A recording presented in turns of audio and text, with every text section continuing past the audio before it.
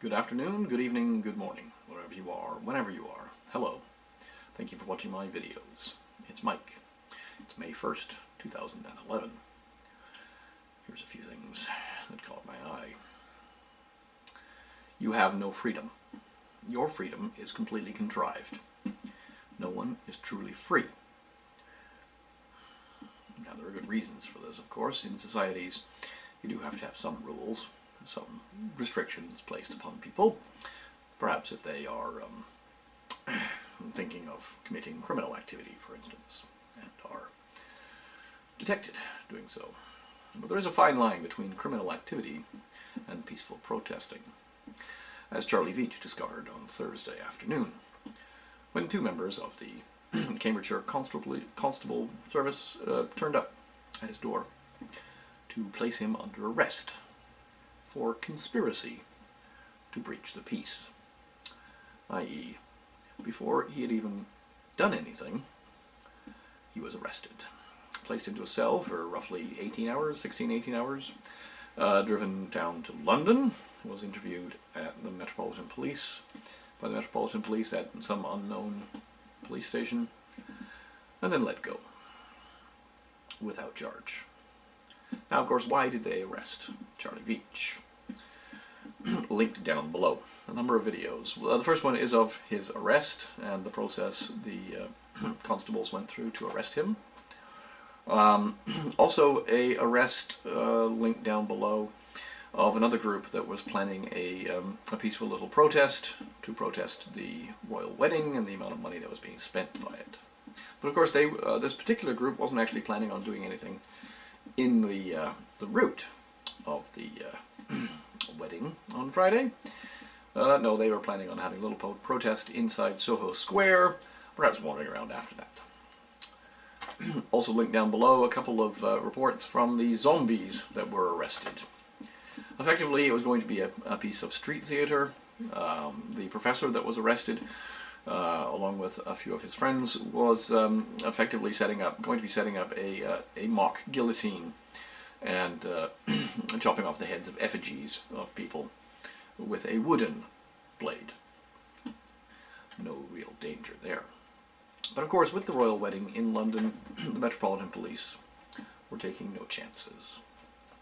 Linked down below also, independent video from one of the protesters being grabbed and dragged off forcibly by undercover police. This is freedom.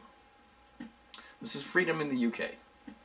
You are free to protest, to discuss, to assemble, except when there's a royal wedding going on, in which case we're going to round you all up and throw you in jail.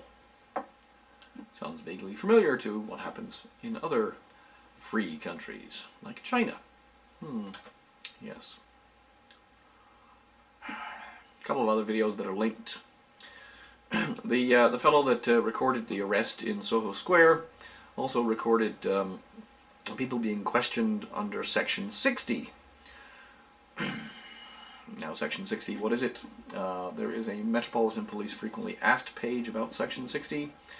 Section 60, Criminal Justice and Public Order Act 1994, gives the police the right to search people in a defined area at a specific time when they believe, with good reason, that there is a possibility of serious violence, or that a person is carrying a dangerous object or offensive weapon, which is what they used to grab the guy in Soho Square, or that an incident involving serious violence has taken place, and a dangerous instrument or offensive weapon used in the incident is being carried in the locality. This law has been authorized by a senior officer and is used mainly to tackle football hooligans and gang fights. Oh yeah. What about political protest? Link down below from Sky News.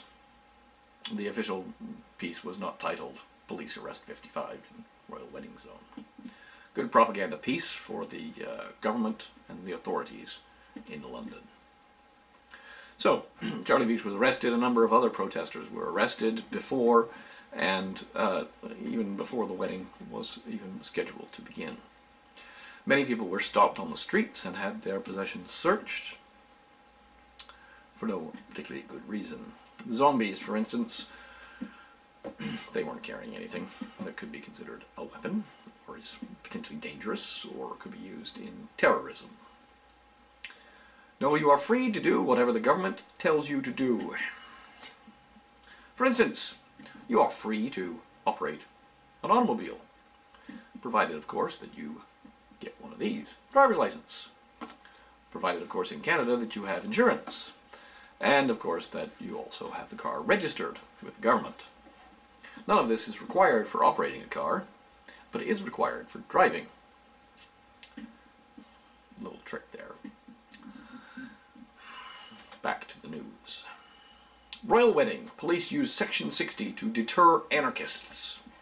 Okay, some of them were anarchists, but some of them were just out having a party, basically. Silky Carlo, who is Charlie Veitch's girlfriend, told The Guardian Veitch was planning to use a megaphone to make ironic comments in the square. So the megaphone would be an offensive weapon.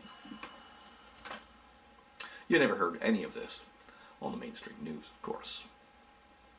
As I mentioned, frequently asked questions from the Metropolitan Police on stop and search orders. Going further, beyond the wedding, leading up to the wedding and beyond, activists claim purge of Facebook pages. Protest pages on Facebook have been taken down in the UK. The most highlighted case is that of UK Uncut, the protest group that would like corporations to pay more taxes, effectively. Also linked a page on your rights in the UK if you get arrested. Now, a few other things that caught my eye along a similar vein. In the European Union, evidently the authorities have been planning on building a Great Firewall of Europe. This, of course, has been done before.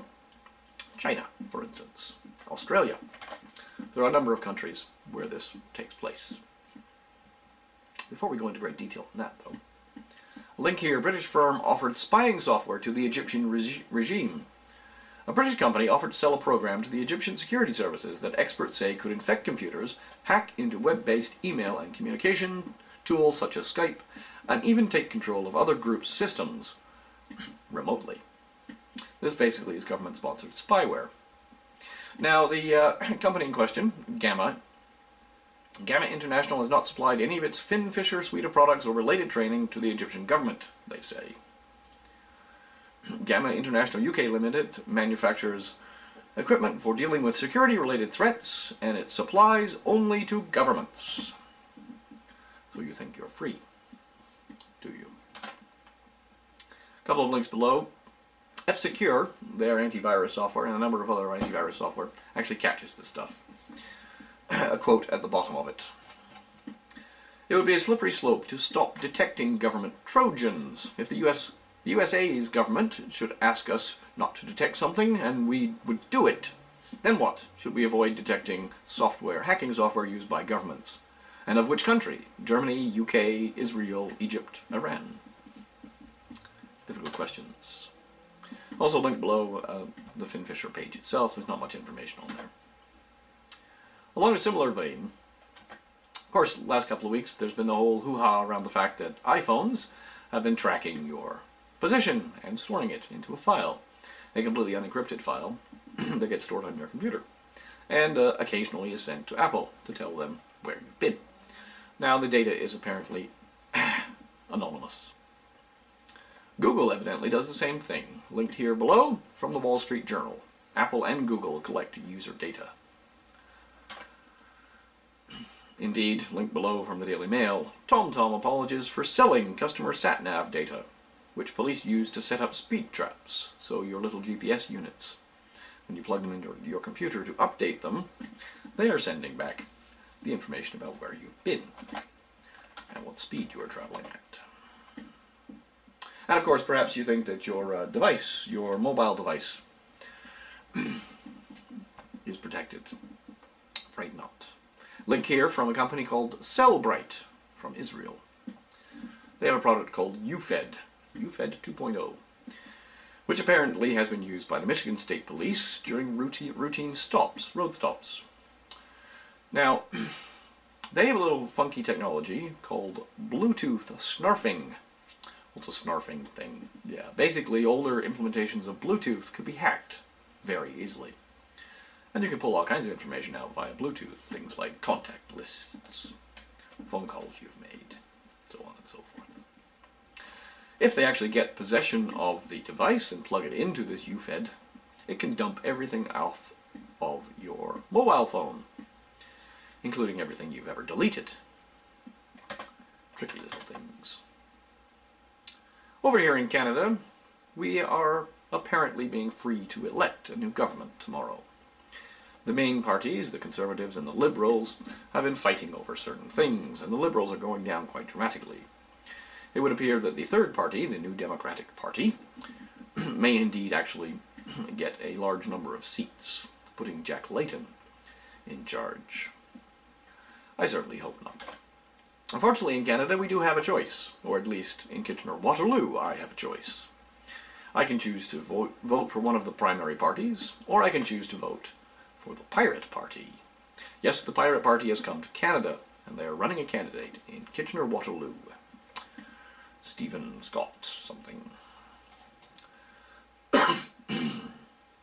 Guess who might not be voting Conservative, Liberal, or New Democrat tomorrow?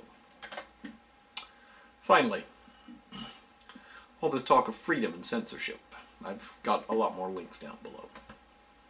But a reminder from Edward R. Murrow. It's a very slippery slope we're falling onto now. We best take care. Before I go, Heather Nova has a new album coming out at the end of May. And she's released a couple of tracks onto her website, which is linked below, and also onto YouTube. And I've linked those down below as well. Peace, love, understanding. Think about things. You think you're free? You're delusional.